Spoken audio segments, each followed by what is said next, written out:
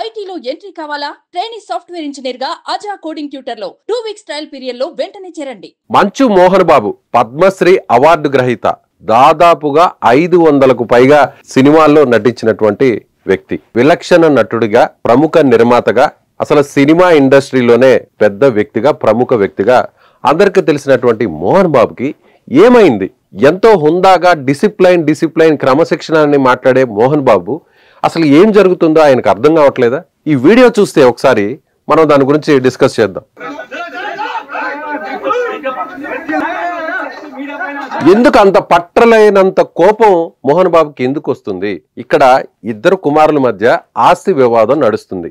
So ఇద్దరిని కూర్చోబెట్టి 4 గోడల మధ్య పంచాయతీ చేయాల్సినటువంటి తండ్రి స్థానంలో ఆయన ఇలా బయటకు వచ్చి ఈ విధంగా మీడియా మీద దాడి చేయడం, అందులో కూడా ఎంతో ఆవేశంగా, కనీసం తల పగలగొట్టేంత ఆవేశం మోహన్ బాబుకి ఎందుకు వస్తుంది?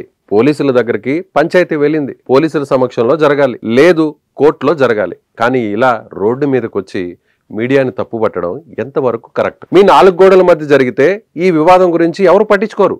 కానీ బయటకు వచ్చింది మీ కుమారుడు మనోజే, బయటకు వచ్చి మీడియాకి విషయం చెప్పాడు, పోలీసులకి కంప్లైంట్ చేశారు. మీ కుమారుడే మీడియాని గేటు బద్దలు కొట్టి మీ ఇంట్లోకి మీడియాని తీసుకొచ్చాడు. కావాల్సింటే ఆ వీడియోని ఒకసారి చూపిస్తాను, చూడండి.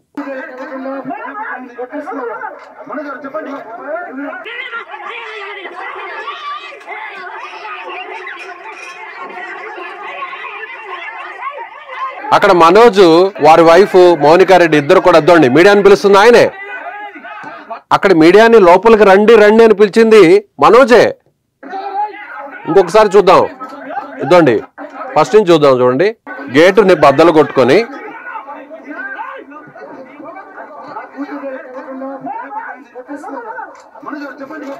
చూడండి, మీడియాని ఎందుకు అడ్డుకుంటున్నారని వేరే ఒక వ్యక్తిని, సెక్యూరిటీని బయటకు దోయేశాడు. ఆయనే మీడియాని రండి అని తీసుకుపోతున్నాడు.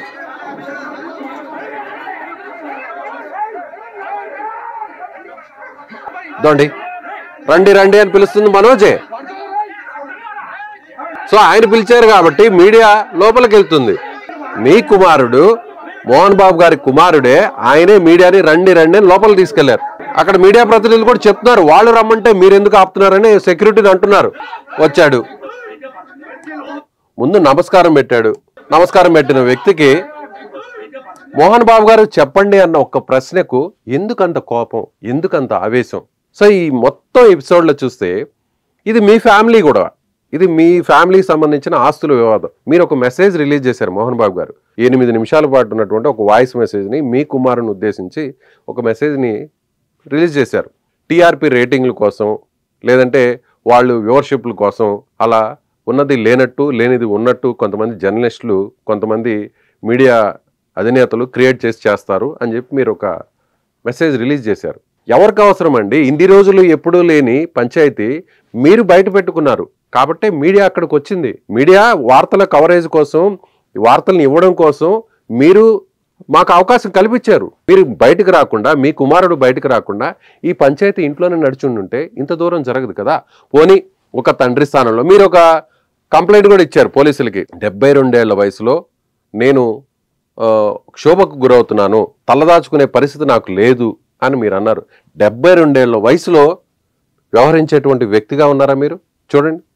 సో ఇప్పటికైనా ఈ ఎపిసోడ్లో మీడియా గురించి మాట్లాడే వారికి ఒక చిన్న విన్నపం. ఎందుకంటే వ్యవహారం బయటకు రానంత వరకే, వ్యవహారం బయటకు వచ్చిన తర్వాత, పోలీస్ స్టేషన్ వరకు వచ్చిన తర్వాత అది మీడియా ఖచ్చితంగా వార్తలు అనేది కవర్ చేస్తుంది. సో ఇక్కడ మోహన్ బాబు గారు ఎలా దాడి చేశారనేది కూడా అది చూపిస్తాను, చూడండి. అది కూడా చూపిస్తాను మీకు. అంటే ఆయన కోపం ఏదో అప్పటికప్పుడు యాదృచ్ఛికంగా, లేకపోతే రిపోర్టర్ అడిగిన ప్రశ్న ఏదన్నా కాంట్రవర్సీ క్వశ్చన్, అడగరానటువంటి క్వశ్చన్ ఏమని అడిగితే నిజంగా అంత కోప్పడ్డారు, అంత దాడి చేశారు అనుకోవచ్చు. కానీ అక్కడ చెప్పండి మోహన్ బాబు గారు అని మాత్రమే అడిగారు. ఇక్కడ చూద్దాం. ఆ రిపోర్టర్ ప్రజెంట్ స్వామిమాలలో ఉన్నటువంటి వ్యక్తి మీద, ఆయన మామూలుగా మోహన్ బాబు గారు చెప్తుంటారు, ఏమని చెప్తుంటారు? దేవుడి గురించి, బాబా గురించి, సాయిబాబా గురించి పదే చెప్తుంటారు. డిసిప్లిన్ గురించి, క్రమశిక్షణ గురించి పదే మాట్లాడుతుంటారు. ఎక్కడైనా కూడా ఇండస్ట్రీలో పెద్దవాళ్ళకి చిన్నవాళ్ళు గౌరవం ఇవ్వాలి, సీనియర్ని గౌరవించాలి, ఇలా అన్ని మాట్లాడుతుంటారు ఎక్కడ ఏ ఫంక్షన్కి వచ్చినా కూడా. అయితే ఇక్కడ స్వామిమాలలో ఉన్న వ్యక్తి మీద దాడి చేయడం ఏంటండి? స్వామిమాలలో ఉన్నటువంటి ఒక జర్నలిస్ట్ మీద దాడి చేయడం ఏంటి? అది కూడా ఎలా దాడి చేశారో మీకు వీడియోలో చూపిస్తాను, చూడండి. ఇద్దండి, ఇక్కడ పగిలిపోయే విధంగా, అంటే ఫ్రాక్చర్ ఏ స్థాయిలో వచ్చిందో ఇది చూడండి, ఈ లైన్ కనిపిస్తుంది కదా, ఇదొక ఫ్రాక్చరు, ఇదొక ఫ్రాక్చరు. ఈ లైన్ కనిపిస్తుంది కదా, కొంచెం జూమ్ చేస్తే అర్థమవుతుంది. ఇదొక ఫ్రాక్చరు, ఇదొక ఫ్రాక్చర్, 3 చోట్ల ఫ్రాక్చర్ అయింది. ఇంత దారుణంగా కొడతారా? ఇంత దారుణంగా కొడతారా? మీ గొడవ, మీ ఫ్యామిలీలో ఉన్న వివాదాలను, మీ వాళ్ళ మీద ఉన్న కోపాన్ని, ఆవేశాన్ని మీడియా మీద చూపించడం ఏంటండి? మీడియా మీద చూపించడం ఏంటి? సో ఇప్పటికైనా కూడా నిజంగా ఇలాంటి ఘటన జరగడం అనేది దురదృష్టకరం. అసలు మోహన్ బాబు గారు ఎందుకు ఆయన విజ్ఞత కోల్పోతున్నారు, ఆయనకి ఎందుకు అంత ఆవేశం వస్తుందో ఇప్పటికీ ఎవరికి అర్థం కాని పరిస్థితి. ఒక తండ్రి స్థానంలో ఇద్దరిని కూర్చోబెట్టి మాట్లాడాల్సినటువంటి వ్యక్తి ఈ విధంగా, అది మీ ఫ్యామిలీ తప్పు ఎవరిది, రైట్ ఎవరిది, దాని జోలికి పోం, కానీ ఈ విధంగా దాడి చేయడం అనేది మాత్రం కరెక్ట్ కాదనేది ఒక జర్నలిస్ట్గా నా వ్యక్తిగతమైనటువంటి అభిప్రాయం. కాబట్టి ఈ వీడియోని చూస్తున్నటువంటి వారు మీరేమనుకుంటున్నారో మోహన్ బాబు గారి వ్యవహార శైలి మీద కామెంట్ చేయండి.